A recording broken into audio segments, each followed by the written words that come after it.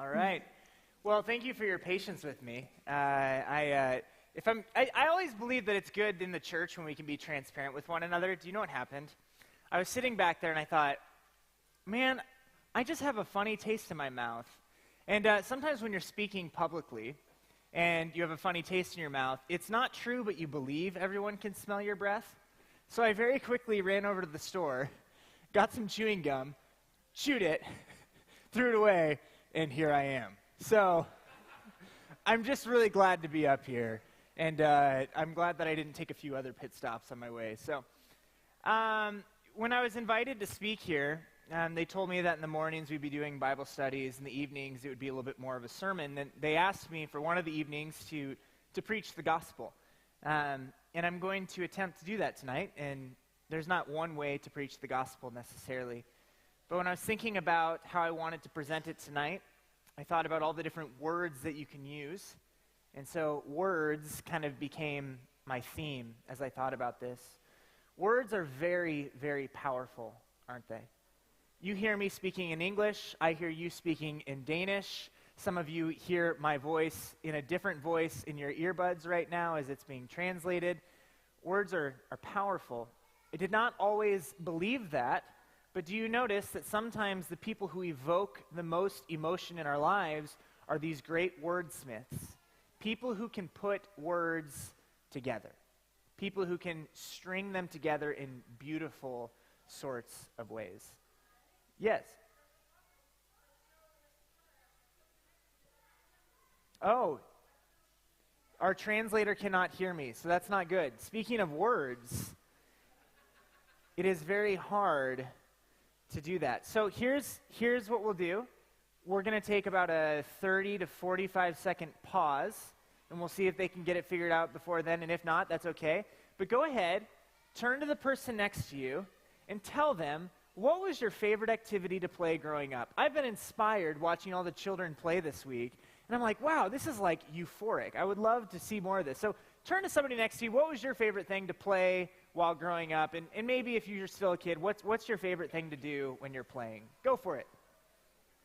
And if things start to work, then I'll get started again.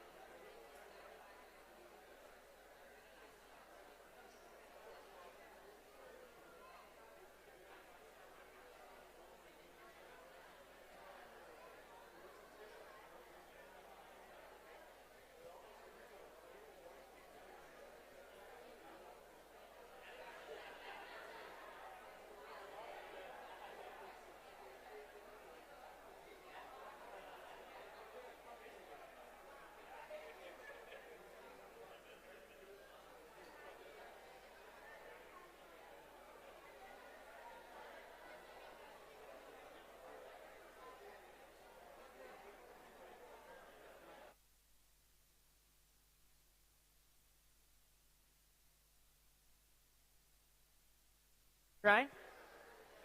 All right. We will go ahead and do our best here.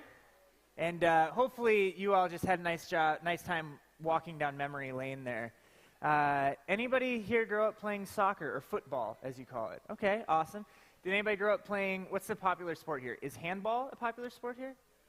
I was blown away by handball last time that we came here. My wife and I were here in September for the Echo conference. And we were hosting the conference at Sid Bank Arena in Coling, and the team handball team was there practicing. Those guys are huge.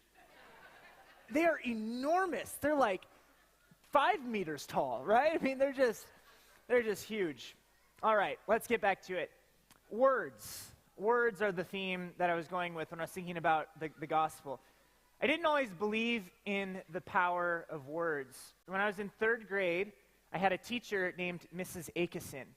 And every single week, we had to write a journal entry, and it was a letter to our parents.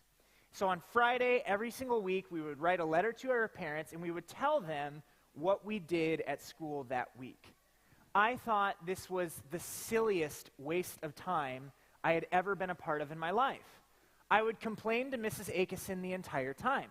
Mrs. Akeson, I can just go home and tell my parents what I did. Why do I have to write it out in these words? So I would complain, and I would finish with about a 2-sentence summary about my week.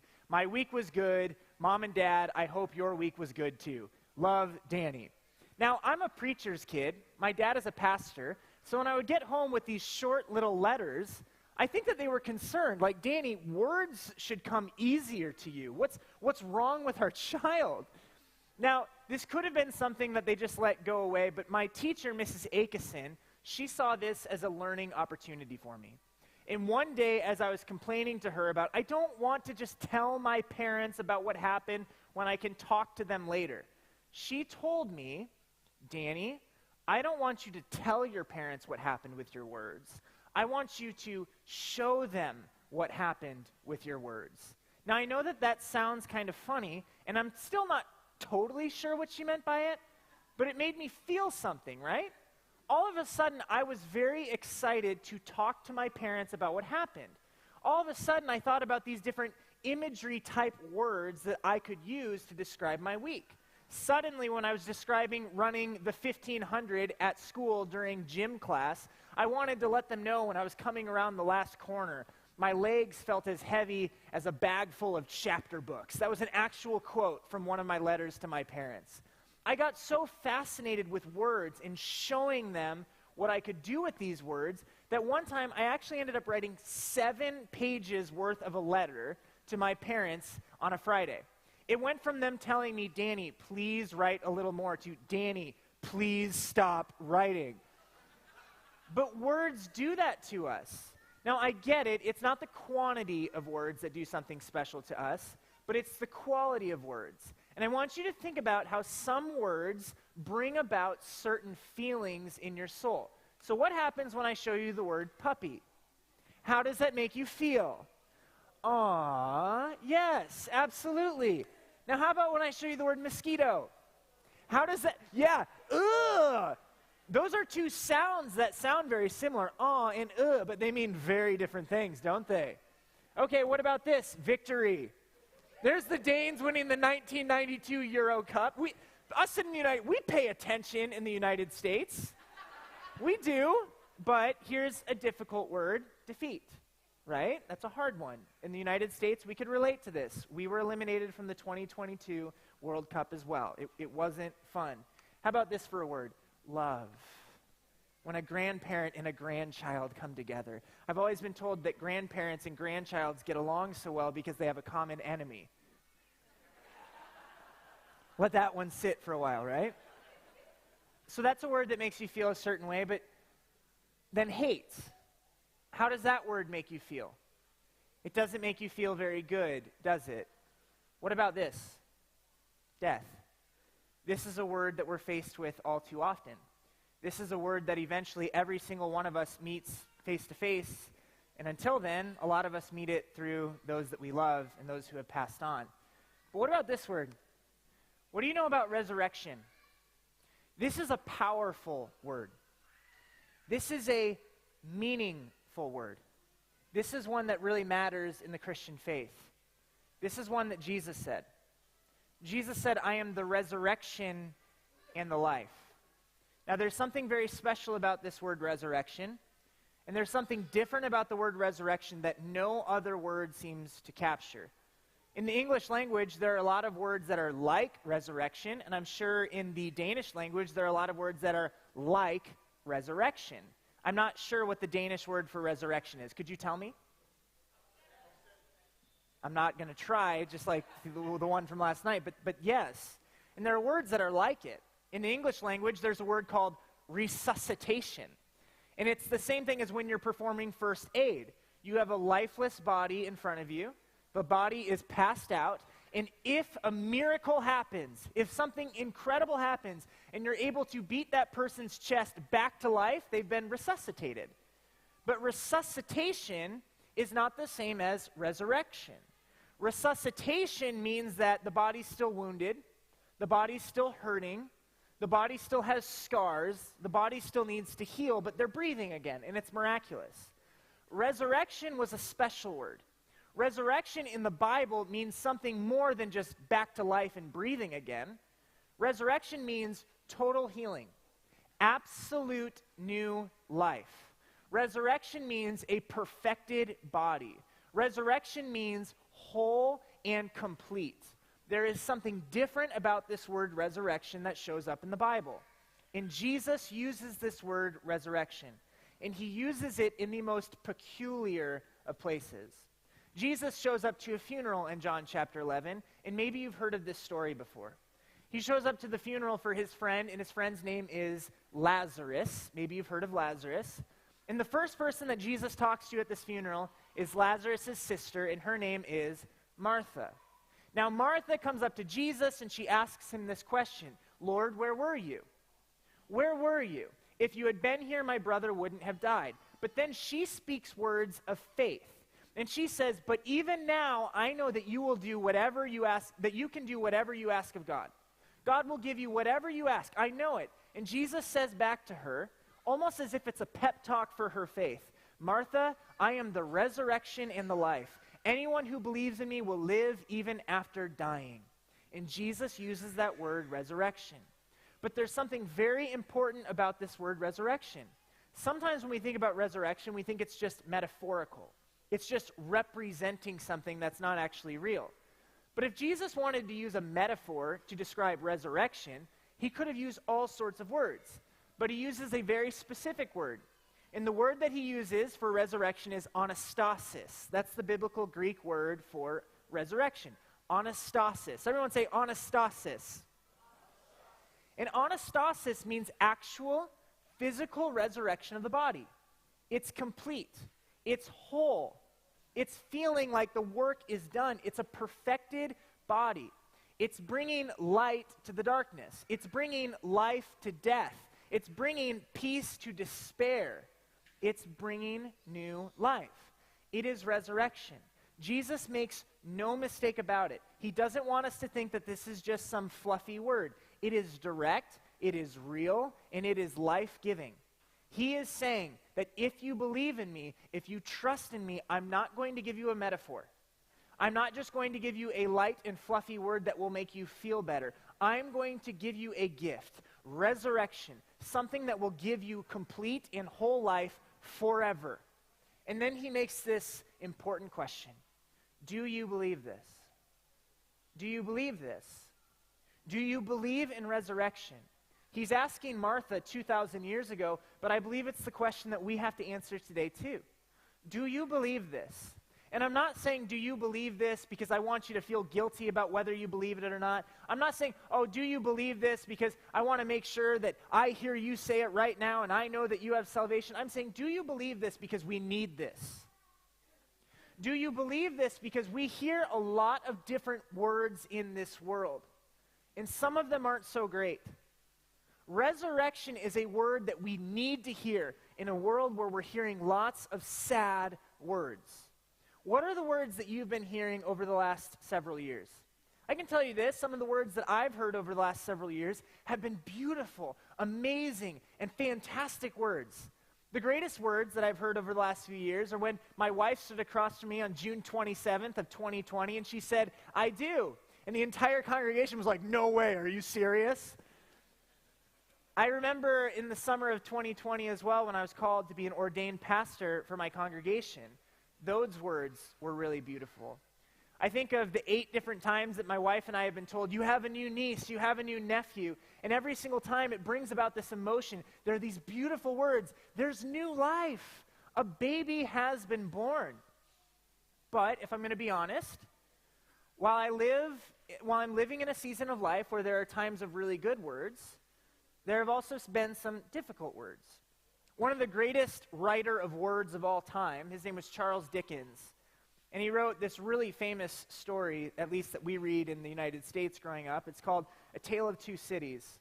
And he opens it up by saying it was the best of times and it was the worst of times. At the same time, we can be living in times of hope and also experience despair. One of the ways that Mr. Rogers, a very famous character in American culture, put it one time is, sometimes joy and sorrow, they sing a duet. Sometimes they live in the same place. And for me, that's been the truth too. Over the last few years, here's some other words that I've heard, and maybe you've heard some of these as well. COVID. None of us liked that. That was sad. A lot of you heard the news of a loved one dying.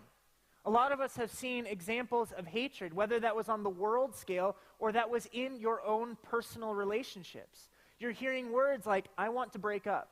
You're hearing words like, I don't love you anymore. You're hearing words like, get out of my life. You're hearing words like, Mom, Dad, you don't understand me. You're hearing words like, you're fired. You're hearing words like, you've been diagnosed with a sickness. You're hearing sad words. At the same time, we're hearing good words, but at the same time, we're hearing difficult words. I think of some of the most difficult words that I have ever heard in my life. Again, this was in the summer of 2020. This was on July 28th.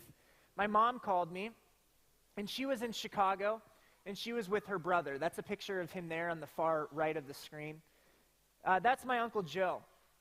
And in 2019, my Uncle Joe was diagnosed with ALS, which is also known as Lou Gehrig's syndrome. Lou Gehrig's disease. It's a disease that debilitates your entire body. It essentially, it shuts down all of your muscles. And at a certain point, you can't move anything, and you can't even breathe with your own lungs. My uncle was in his final days of fighting this disease, and my mom was out there with him, trying to help him and make him comfortable in his last days.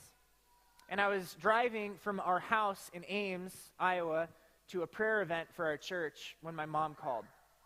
And they are some of the worst words I've ever heard. My uncle, who I was so close with, he didn't have any kids of his own, so he treated me and my siblings like his own children. We were really tight. That means we were really close, right? My mom calls and she said, Danny, I'm really sorry to tell you this, but Uncle Joe died today. And I remember feeling my heart sink. And I remember feeling how hard it was. I know I'm not the only person in this room who has heard some difficult words over the last few years. This is something that we experience, and this is why we need these words, this promise that God gives us. The Bible promises us this. These words are true. Since we have been united with Jesus in his death, and those are tough words, we will also be raised to life as he was. The Bible gives you words of hope. They give you words of resurrection. They give you words of life in a world that's full of words that oftentimes we do not want to hear. So what are the words that your soul is crying to hear? What are the words that would make your soul come to life? What are the words that would make your soul dance? There are certain words and there are certain sounds that naturally make us move, right? I think about Vacation Bible School. At our church in Iowa, we have this thing called Vacation Bible School. There's a few pictures of it on the screen there, and it's one of the most fun weeks of the entire year for me. And every single year, we play these songs, and the kids are up front, and they hear these songs playing. They're kind of nervous. They're like, I don't know if I want to do this. But then certain songs come on, and all of a sudden you see these 6-year-olds to 12-year-olds like dancing and moving and grooving. They just can't help themselves, you know? And it's like, yeah, because sometimes our souls, they cannot help it. When they hear a certain thing, they naturally respond to it. I will admit, there are sounds in this world that you don't want to respond to. There are sounds in this world that you cringe about, like the words that we talked about at the beginning of this message. There's this thing in the United States, I don't know if you have it here, but it's called country music. I despise country music. It makes me want to cry.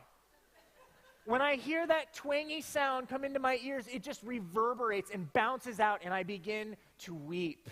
It doesn't make me feel good. I think about it like this. I can't play piano. So if I sit over here at Benjamin's piano and I do this, like, you're like, please stop, right? But if I just keep, it's like, please, Danny, please stop. And everybody starts to like hunch down their chairs. Is he going to stop? Is he going to? But what if my friend Benjamin comes up? You've been hearing him play piano this week. And what if he plays something? What happens to your soul when he plays something that's beautiful? There are certain things that your soul, there are certain things that you as a person were made to respond to. What does this do to you?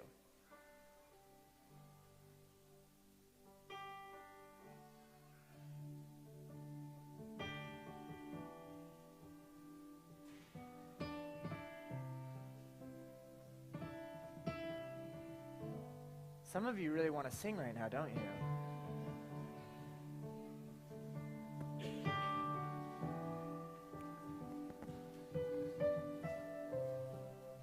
It's hard not to move to these things.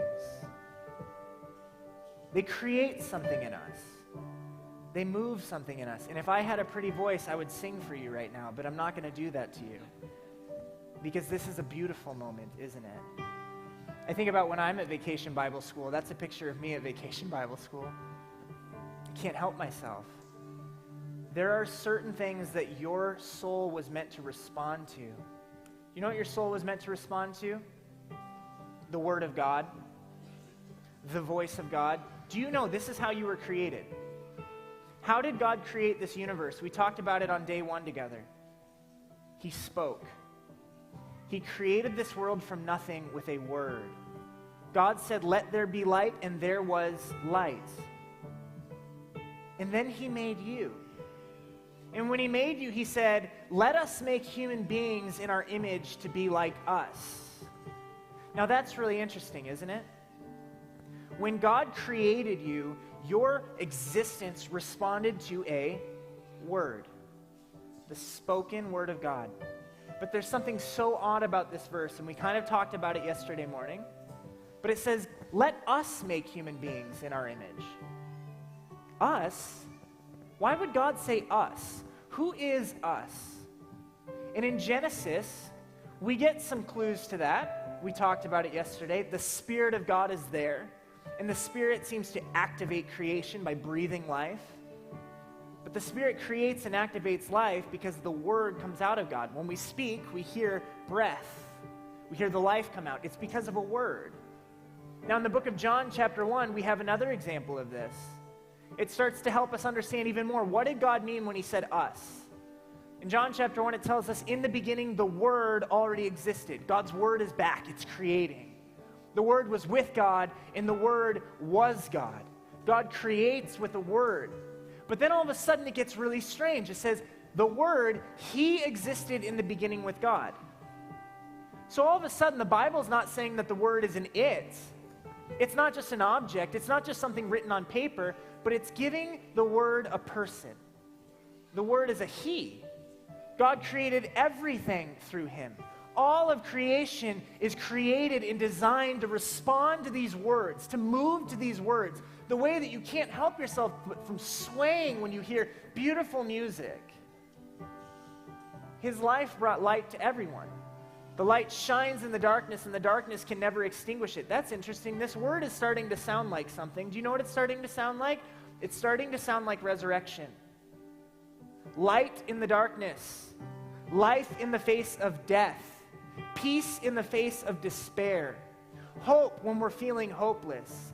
This word is something powerful. This word creates something, and this word does something. You were made to respond to this word. Does this word make you feel something? Does this word make you feel someone? Does this word make you know something? Does this word make you know someone? Does this word make you believe something? Does this word make you believe someone? The Word became human, and he made his home among us. We've seen his glory, the glory of the Father's one and only Son. This Word, he does have a name, and his name is Jesus. You know what's cool about this Word? He has a name, and he knows your name too. He knows your name, and we need this. We need someone to know our name when we feel desperately lost in this world. And we don't know where we're going. We don't know which way is up. We don't know our way back home. Have you ever been lost before? One of the first stories in my life when I actually felt lost was at this race. This is the Brickyard 400 in 1999. That's a NASCAR race. I know that NASCAR is a very American thing, right? Like do you know what NASCAR is? Raise your hand if you know. Okay, you at least kind of know what NASCAR is. Think like hillbillies and mullets and really bad tattoos. And then you have an idea of what NASCAR is. My family and I, we grew up going to NASCAR races. We loved it. And I was at this race, the Brickyard 400, and I was there with my dad and my older brother, John. I was about 6 years old. And my dad is holding my brother's hand in one hand, and he's holding my hand in the other hand, and we're just kind of walking through the crowd. Somehow, as a 6-year-old, I got lost, right? And all of a sudden, I get scared. There were 325,000 people at the race that day. From as far as I can find, it is the largest gathering of humans for a sports event in U.S. American history. It's a huge thing, right?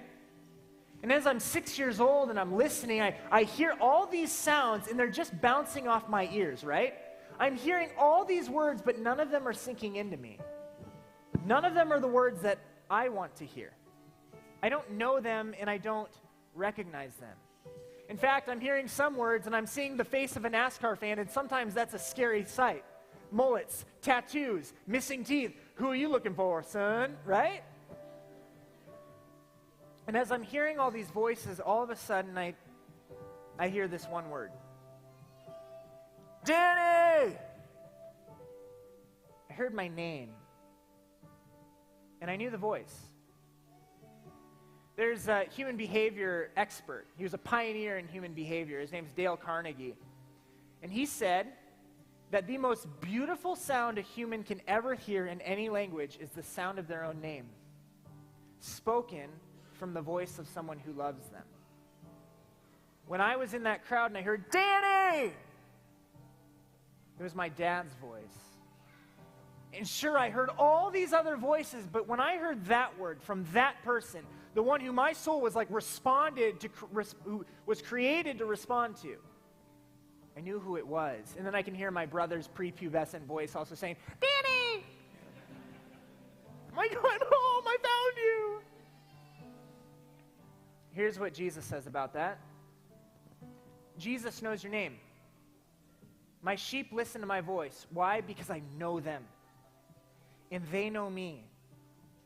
This Jesus, he knows you. He knows your name. The Word of God, when he speaks your name. He knows you, and you're created to respond to him. Do you want to see how far this goes? This goes so far all the way to that word resurrection in the Bible. When we see the devastating story, right, about Jesus dying, it makes sense why it's so sad. Because Jesus' disciples and his followers, what had happened for them? They had been listening to the sweetest sounds from the sweetest teacher, the sweetest rabbi, their sweetest Savior, the sweetest Jesus. They had been listening to his teaching. They had been listening to his words. They had been listening to how much he loved them, how much he cared for them, what he would do for them for 3 years. And then they kill him. They take him away. And it's one thing to hear bad words. It's another thing to hear no words at all. It's one thing when someone who you love says, I don't want to be with you anymore. It's another thing when someone who you love is gone. And you can't even hear them speak anything anymore. No wonder it was so sad for them. No wonder it was so hard. Mary Magdalene, she shows up to the tomb where they've buried Jesus' body. And she goes up to the tomb and she notices that his body's gone. Mary Magdalene came to the tomb and found the stone had been rolled away from the entrance. What's she going to do? Naturally, she goes back to her friends, the other people who knew Jesus, the other people who knew this word. She tells them about it, and what do? Well, the author of this book, John, he tells us. It says that he and Peter, they're running to the tomb to find out what's happened. Where have they taken him? What have they done with him? Now, the funny thing about John is he's a very interesting individual. In the book of John, he doesn't ever actually call himself John. Instead, he just refers to himself as the one whom Jesus loved. Talk about confidence, right? But how humbling is that, too? He didn't even feel like it was worth saying his name. He simply only identified as the one whom Jesus loved. That's where he found his identity. But John is telling us, just so you know, when Peter and I were running to the tomb, I was faster. He tells us that. Do you know that? This is an actual picture of it. I'm kidding. But the other disciple, being John, he outran Peter and he got to the tomb first.